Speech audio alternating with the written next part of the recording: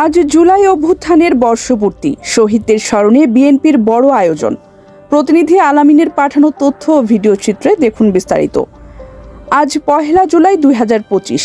বাংলাদেশের রাজনৈতিক ইতিহাসে আলোচিত জুলাই আগস্ট গণ অভ্যুত্থান 2024-এর বর্ষপূর্তি উপলক্ষে রাজধানীর বাংলাদেশ চীন মৈত্রী সম্মেলন কেন্দ্রে বৃহৎ স্মরণ সভা ও আলোচনা অনুষ্ঠান আয়োজন করেছে বিএনপি। অনুষ্ঠানের শিরোনাম ছিল গণ অভ্যুত্থান 2024, জাতীয় ঐক্য ও গণতান্ত্রিক অভিযাত্রা। প্রধান বক্তা হিসেবে ভার্চুয়ালি যুক্ত ছিলেন বিএনপি চেয়ারপারসন খালেদা জিয়া এবং ভারপ্রাপ্ত চেয়ারম্যান তারেক রহমান। এই আয়োজনে শহীদ পরিবার, আহত নেতাকর্মী, ফ্যাসিবাদ বিরোধী আন্দোলনের অংশগ্রহণকারী 63টি দলের শীর্ষ নেতা, বুদ্ধিজীবী ও বিশিষ্টজনেরা অংশ নিয়েছেন।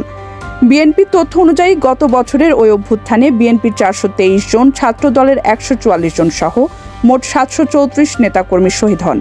এই আন্দোলনে অনেকেই গুম, খুন ও পঙ্গুত্বের শিকার হন, যাদের পাশে দাঁড়াতে গঠন করা হয় আমরা বিএনপি পরিবার নামের সহায়তা সেল।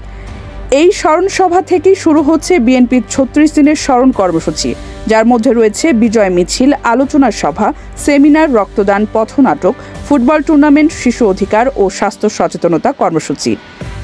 বিএনপি বলছে, এই আয়োজন শুধু শহীদদের স্মরণ নয়, বরং গণতন্ত্র পুনরুদ্ধারের অঙ্গীকারও। আজকের এই অনুষ্ঠান দেশজুড়ে গণতন্ত্রকামী মানুষের দৃষ্টি কেড়েছে। বিএনপি জানিয়ে দিয়েছে, তারা লড়াই চালিয়ে যাবে, শহীদদের আত্মত্যাগ কখনো বিফলে যেতে দেবে না।